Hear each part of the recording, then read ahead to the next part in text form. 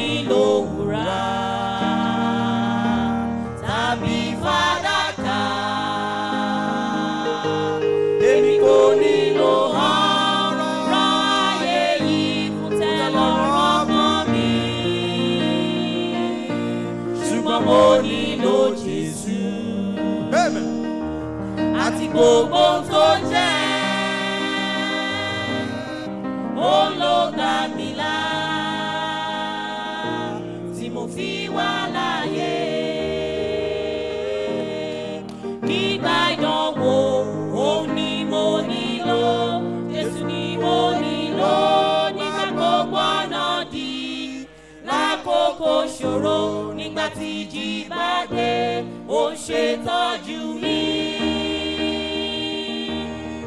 Ó mo nílò bàtà kòkó mi tó, tí oore kún kọjá, tíṣẹ́ mi láyé pín. Ó ló jà fún mi, mo ti di aṣẹ́gun, Jésù ni mo nílò. A dúpẹ́ lọ́wọ́ Ọlọ́run fún àǹfààní tó fún wa láti wà pẹ̀lú yín ní orí ètò oore ọ̀fẹ́ fún ìyípadà. Orúkọ mi ni oníwàásù Samuel Tèmítọ́pẹ́ Àkàndé láti inú ìjọ Faith Baptist Church. A dúpẹ́ pé Ọlọ́run tún fún wa láǹfààní láti tún ríra wa láyọ̀ àtàlàáfíà. Bá a ṣe ń gbáradì fún ọdún àjíǹde ní oṣù yìí, mo fẹ́ ká wo ọ̀rọ̀ Ọlọ́run, ká gbé yẹ̀wò kí ni ọ̀rọ̀ Ọlọ́run sọ. Pàtàkì jùlọ nípa ìṣe pàtàkì ibojì Jésù tó ṣòfò. In tó jẹ́ àkòrí tí mo fẹ́ wàásù lé lórí nu, ìṣe pàtàkì ibojì Jésù tó ṣòfò. Ẹ jẹ́ ká wo tí Bíbélì sọ ká ka ọ̀rọ̀ Ọlọ́run ká tó máa tẹ̀síwájú. Ìwé Mátíù orí 28 ẹsẹ̀ 1 sí 10. Ìwé Mátíù orí 28 ẹsẹ̀ 1 sí 10. Bíbélì sọ wípé ní òpin ọjọ́ ìsinmi, bí ilẹ̀ ọjọ́ kìíní ọ̀sẹ̀ ti ń bẹ̀rẹ̀ sí í mọ́, Maria Magdalene àti Maria kejì wá láti wo ibojì náà. Sì wò, ìṣẹ̀lẹ̀ ńlá ṣẹ̀ nítorí áńgẹ́lì Olúwa tí ọ̀run sọ̀kalẹ̀ wá, ó sì yí òkúta náà kúrò, ó sì jókòó lé e. Ojú rẹ̀ dàbí mọ̀nàmọ́ná, aṣọ rẹ̀ sì fún bí ẹ̀gbọ̀n òwú. Nítorí ẹ̀rù rẹ̀, àwọn olùṣọ́ wárìrì, wọ́n sì dàbí òkú. Áńgẹ́lì náà sì dáhùn, ó sì wí fún àwọn obìnrin náà pé, ẹ má bẹ̀rù, nítorí èmi mọ̀ pé ẹ̀yin ń wá Jésù tí a ti kàn mọ́ àgbélébù. Kò sí níhìn-ín, nítorí ó ti jíǹde gẹ́gẹ́ bí ó ti wí. Wá, ẹ wo ibi tí Olúwa ti dùbúlẹ̀ sí. Ẹ sì yára lọ sọ fún àwọn ọmọ ẹ̀yìn rẹ̀ pé ó ti jíǹde kúrò nínú òkú. Wò ó ṣáájú yín lọ sí Gálílì, níbẹ̀ ni ẹ̀yin ó gbé rí i. Wò ó, mo ti sọ fún yín. Wọ́n sì fi ìbẹ̀rù pẹ̀lú ayọ̀ ńlá yára lọ kúrò ní ibojì. Wọ́n sì sáré lọ ìròyìn fún àwọn ọmọ ẹ̀yìn rẹ̀. Bí wọ́n sì ti ń lọ sọ fún àwọn ọmọ ẹ̀yìn rẹ̀, wò ó, Jésù pàdé wọn. Ó wí pé, àlàáfíà. Wọ́n sì wá, wọ́n sì gbá a ní ẹsẹ̀ mú, wọ́n sì tẹríba fún un. Nígbà náà ni Jésù wí fún wọn pé, ẹ má bẹ̀rù, ẹ lọ sọ fún àwọn arákùnrin mi pé kí wọn kí ó lọ sí Gálílì, níbẹ̀ ni wọn ó gbé rí mi. Kí Olúwa kó bùkún kíka ọ̀rọ̀ rẹ̀. Bí mo ṣe sọ ní ìbẹ̀rẹ̀ pé àkórí ìwàásù mi láṣálẹ̀ yìí, ó ní ìṣe pàtàkì ibojì Jésù tó ṣòfò. Fún ọ̀pọ̀lọpọ̀ wa lónìí, ọ̀pọ̀lọpọ̀ tó ń wò mí lónìí, wọn fẹ́ mọ àwọn nǹkan tó ní í ṣe pàtàkì pẹ̀lú ìdí táwọn ṣe ń ṣe táwọn ń ṣe.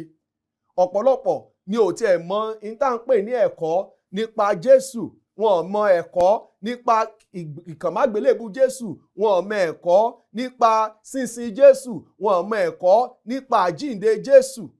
Ọ̀pọ̀lọpọ̀ ló ń pera wọn ní Kìrìsìtẹ́nì lónìí tó jẹ́ wípé nǹkan tí wọ́n fi ń jẹ́ Kìrìsìtẹ́nì go òye wọn.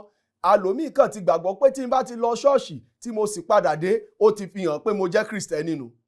Ṣùgbọ́n tá a bá fẹ́ mọ àwọn nǹkan tó ṣe pàtàkì fún wa, a gbúdọ̀ jẹ́ ẹni tó gbé ọ̀rọ̀ Ọlọ́run tó mú níyebíye tó sì ń kà á. ara àwọn nǹkan tó jẹ́ ẹ̀kọ́ doctrine tó yẹ ká mọ̀ nípa ìgbàgbọ́ wa ó ní àjíǹde Jésù. Bíbélì ní ọ̀pọ̀lọpọ̀ nǹkan láti sọ nípa àjíǹde Jésù. Bíbélì ní ọ̀pọ̀lọpọ̀ nǹkan láti fi yé wa nípa àjíǹde Jésù. Bíbélì fẹ́ ká mọ̀ wípé àjíǹde Jésù fún ayé wa ó ṣe pàtàkì. Ó sì jẹ́ in tó yẹ ká mú ní ọ̀gbọ̀ngbọ̀n ká tiẹ̀ fẹ́ mọ̀ dáradára nípa rẹ̀. Àjíǹde ṣe àgbélẹ̀rọ ọ̀rọ̀. Ó jẹ́ òtítọ́ ọ̀rọ̀ Ọlọ́run. Ó jẹ́ ń tó ṣẹlẹ̀. Ó sì jẹ́ ń tá a lè gbára lé. Torí láìsí àjíǹde Jésù, a lè ní ìgbàlà. Lálẹ́ yìí bí mo ṣe sọ níbẹ̀rẹ̀, mo fẹ́ tún sọ fún wa nípa pàtàkì ibojì Jésù tó ṣòfò. Ẹ jẹ́ ká gbàdúrà. Bàbá, dúpẹ́ lọ́wọ́ yín fún àǹfààní tẹ́ fún wa. A gbàdúrà pé kẹ́ ẹ lo ọ̀rọ̀ yín ní ọkàn wa láti jẹ́ ká jẹ́ alábùkún fún, kí òtítọ́ yín kó tún yé wa sí. Ògo àtọlá ni fún orúkọ yín, Jésù Olúwa wa. Pàtàkì ṣíṣòfò ibojì Jésù. Ó ní pàtàkì.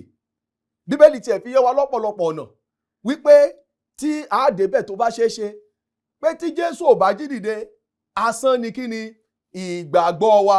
Ìyẹn túmọ̀ sí pé àti ẹ̀ ní nǹkan tá a lè gbé ìgbàgbọ́ wa lé lórí. Jídìde Jésù ó fún wa ní àwọn nǹkan àmúyẹ kan tó sì ń jẹ́ kó jẹ́ pé a lè tẹ̀síwájú. Níbi tá a kà lẹ́ẹ̀kan yẹn, a rí i pé a sọ̀rọ̀ nípa Maria Magdalene àti Maria kejì tí wọ́n lọ sí ibojì Jésù. Ète táwọn fi lọ bẹ̀ ó ní láti fi tùràrí bọ ara Jésù òkú rẹ̀ pé kí ó má bàa tètè mọ́ rùn. Ṣùgbọ́n gbà wọ́n débojì, nǹkan kan yàtọ̀ tó yà wọ́n lẹ́nu. Lóòótọ́ wọ́n ti gbọ́ nípa pé Jésù sọ pé òun ó jí dìde, ṣùgbọ́n ṣeé ṣe kẹ́lòmíì gbọ́ nǹkan kó má mọ̀ bí ó ṣe rí. Mo rò pé tó ń ṣẹlẹ̀ pẹ̀lú Maria Magdalene àti Maria kejì ní. Ṣùgbọ́n gbà wọ́n débẹ̀, gbogbo tí wọ́n ti gbọ́ ó wá sí ìmúṣẹ. Ohun pàtàkì àkọ́kọ́ tí mo rí pé ó ṣe pàtàkì nípa ibojì Jésù tó ṣòfò ni pé ó fi ìgbàgbọ́ wa múlẹ̀ sí nínú Jésù. Ó fi ìgbàgbọ́ wa múlẹ̀ sí nínú Jésù.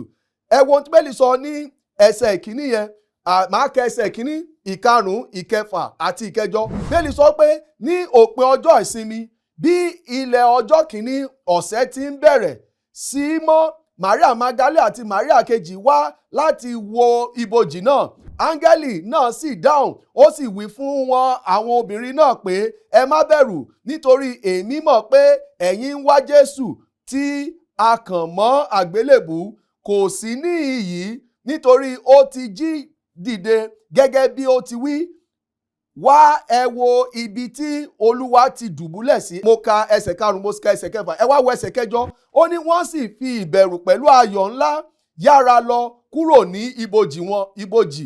Wọ́n sì ń sáré lọ ròyìn fún àwọn ọmọ ẹ̀yìn rẹ̀. Mo sọ wípé ó fi ìgbàgbọ́ wa múlẹ̀ sí. Lóòótọ́ àwọn ọmọ ẹ̀yìn yìí ní ìgbàgbọ́ nínú Jésù. Ṣùgbọ́n nígbà wọn débojì tí wọ́n bá òkú rẹ̀, ó jẹ́ kí ìgbàgbọ́ wọn múlẹ̀ sí. Ẹni nínú kí ni ìgbàgbọ́ wọn múlẹ̀ sí? Ó fi ìgbàgbọ́ wọn múlẹ̀ sí nínú àṣepé ìgbàlà wọn.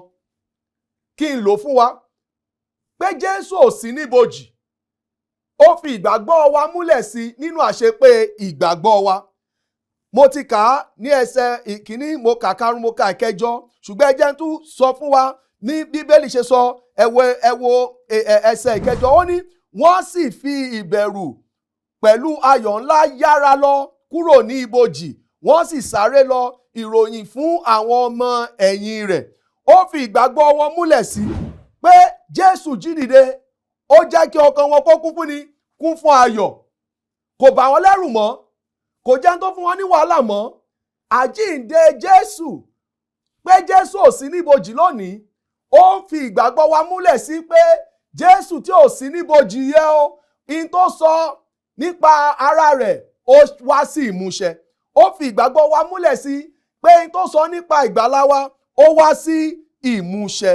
Ṣé rí àwọn Maria Magdalene àti Maria kejì, in tí wọ́n lọ síbẹ̀ lọ ṣe ó ní láti máa lọ fi òróró òtura máa kun òkú Jésù tó ń rùn.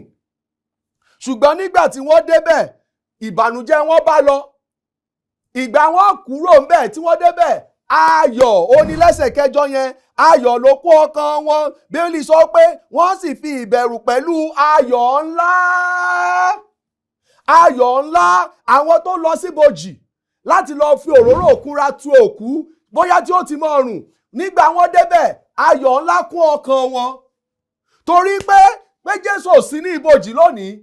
Ó jẹ́ kí ayọ̀ ńlá kún ọkàn tèmi náà, ó yẹ kí ayọ̀ ńlá kún ọkàn tiẹ̀ náà wípé ẹni tá a pè ní olùgbàlà kò wà ní ipò òkú.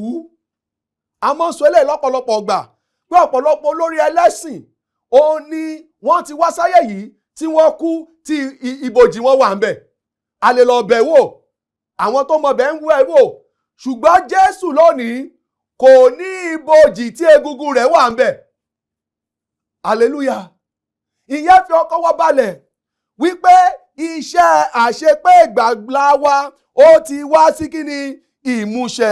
Ẹ̀wọ̀n Bẹ́ẹ̀lì sọ nínú ìwé Kọ́ríńtì kìíní orí 15 ẹsẹ̀ 14, ó ní bí Kristi kò bá sì jíǹde, ǹjẹ́ asán ni ìwàásù wa, asán sì ni ìgbàgbọ́ yín pẹ̀lú. Tí Jésù bá wà níbojì, a jẹ́ wípé asán ni ìwàásù táwa ń wá. Gbogbo owó tá a ná láti jẹ́ kí ìrere jáde, àwa sórí móhùnmáwòrán wa tajà, àpolówó pé àwa fún nǹkan báyìí, wá gbó nǹkan báyìí, wá ìta wá ṣe kọ́. In tó jẹ wá lógún nínú ìjọ Faith Baptist Church ó ní láti sọ fún ọ nípa ìgbàlà tó wà nínú Jésù. Ó ní láti fi ìgbàgbọ́ rẹ múlẹ̀ nínú òtítọ́ ọ̀rọ̀ Ọlọ́run tí í ṣe Bíbélì, pé Bíbélì ọ̀rọ̀ Ọlọ́run tó ń wò yìí òtítọ́ ni, o lè gbára lé, o lè gbọ́kànlé, yóò ṣayé rẹ ní rere. In tó jẹ wá lógún nù. Ẹ wá mọ̀ béèrè, tí Jésù ò bá jí dìde, kí wá là ń wá yìnrìn, kí la wá ń wàásù? Àjẹpá ìwàásù wa já sán. Ṣùgbọ́n ògo ni fún Ọlọ́run lókè ọ̀run. Jésù ò sí ní ibojì, ó jí dìde láti fún wa ní ìyè àìnípẹ̀kun. Mo rí kọ́kọ́ sọ wípé ó fi ìgbàgbọ́ wa múlẹ̀ sí nínú Jésù. Nípa kíni?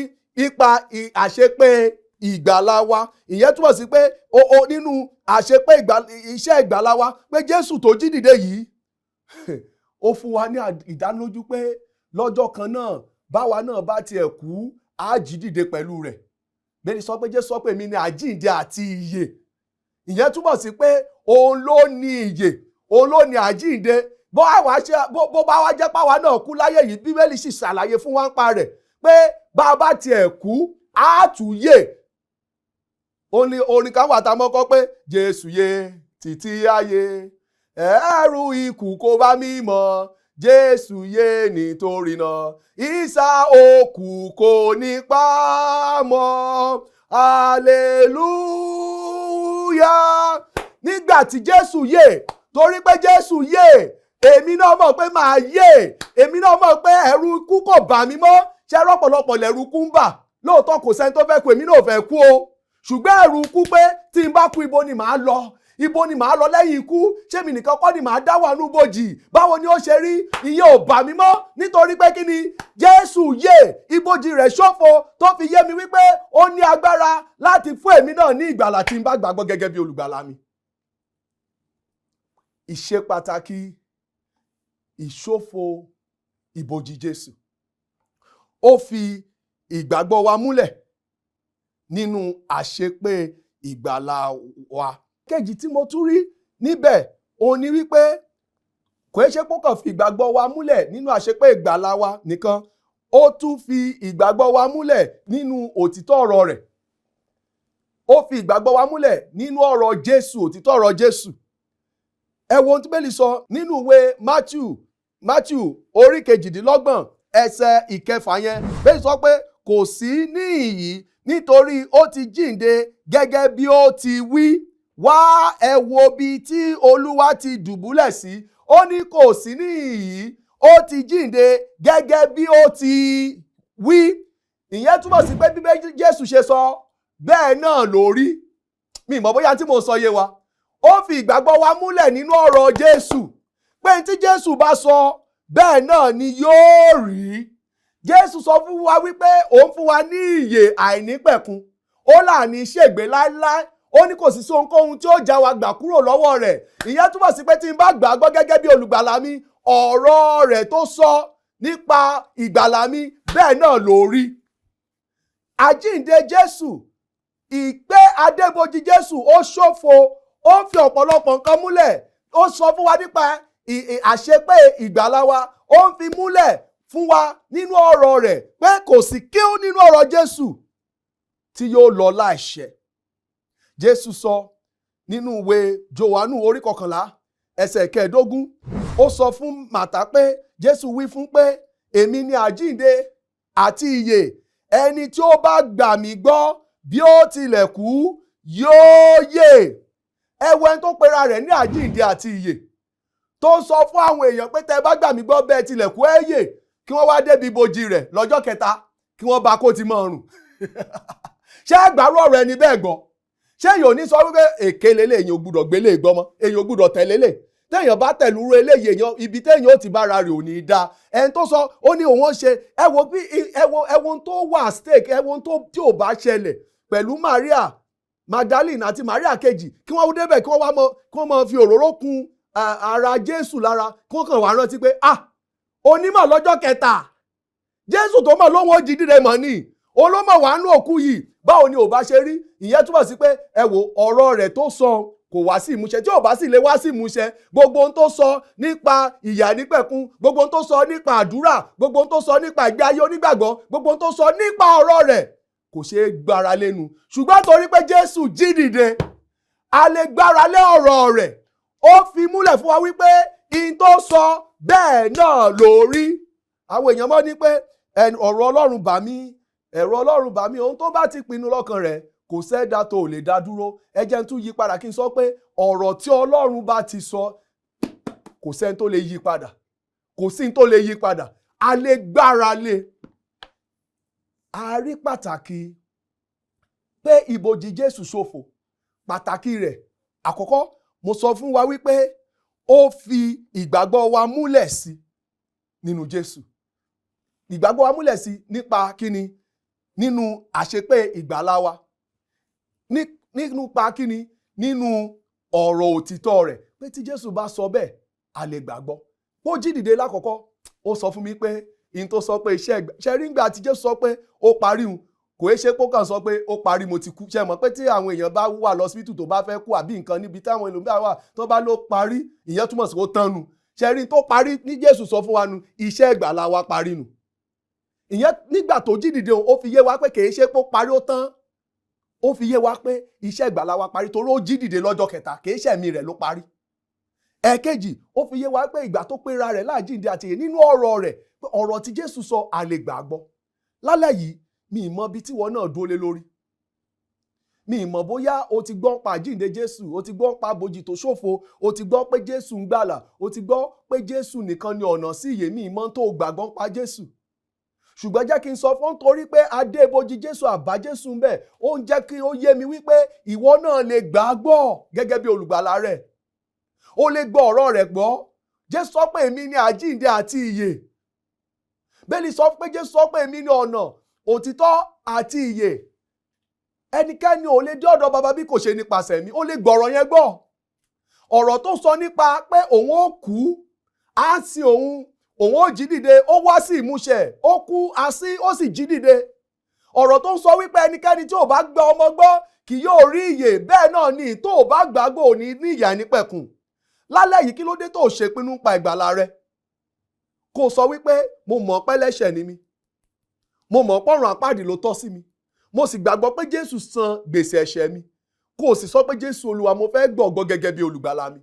Tó bá ṣe ìpinnu yẹn, ìwọ náà di ọmọ Ọlọ́run. Torí Bíbélì sọ fún wa nínú ìwé Jòhánù orí 1 ẹsẹ̀ 12 pé iye àwọn tí ó gbà la fi agbára fún láti di ọmọ Ọlọ́run, àní àwọn tí ó gba orúkọ rẹ̀ gbọ́. Ṣé rí gbogbo ọ̀rọ̀ tí Jésù sọ ní òní ó wá sí ìmúṣẹ. Àjíǹde rẹ̀ pààbọ̀ òkú rẹ̀ níbojì, ó sì fi ìgbàgbọ́ wa múlẹ̀ sí pé ọ̀rọ̀ tó bá sọ bẹ́ẹ̀ ni yóò rí. Kí ló ń ṣe pẹ̀lú Jésù lálẹ́ yìí? Kí ló dé tó ń ṣèpinnu pa ìgbàlà rẹ? Kò sọ fún lálẹ́ yìí níbikíbi tó bá wà, kò tẹríba, kò ní Jésù Olúwa, dáríjì mi èmi ẹlẹ́ṣẹ̀, kò gbọ́ ọkàn mi là. Mo gbẹ ẹ̀bùn ọ̀fẹ́ rẹ tí ṣe ìyà ẹnípẹ̀kun. Mo mọ̀ pé ìwọ ló san gbèsè ẹ̀ṣẹ̀ mi. Mo sì mọ̀ pé ìwọ ló lè fún mi ní ìyà ẹnípẹ̀kun. Sọ mí dọmọ rẹ, o ṣé Jésù Kristi. Ní orúkọ Jésù ni mo gbàdúrà. Àmín. Tó bá jẹ́ pé o ti ṣèpinnu yẹn, o lè fi àtẹ̀ránṣẹ́, o lè fi ránṣẹ́ sí àwọn nọ́mbà wa yìí tàbí kó o pè wá sí orí nọ́mbà wa 0816 208 1344 0816 208-1344 tàbí 0901-291-2344 0901-291-2344. WhatsApp nìkan lẹ lè ṣe sí nọ́mbà yẹn tiẹ̀, nọ́mbà kejì yìí, tàbí Glo nọ́mbà wa 0705-530-7492 0705-530-7492. Títí di ọjọ́ mẹ́jọ lágbára Ọlọ́run, àlàáfíà Ọlọ́run ní fún mi. Ẹ ṣé púpọ̀. Adùn nílé tiwa, gbọ̀ngàn rẹ̀ yóò gba ọ̀run kan, ayé ò gbọ́ pẹ̀lú. Oore ọ̀fẹ́ ṣá ní gbẹ́kẹ̀lé mi, Jésù kò fún aráyé, ó kú fún mi pẹ̀lú. Oore ọ̀fẹ́ ṣá ní gbẹ́kẹ̀lé mi, Jésù kò fún aráyé, ó kú fún mi pẹ̀lú.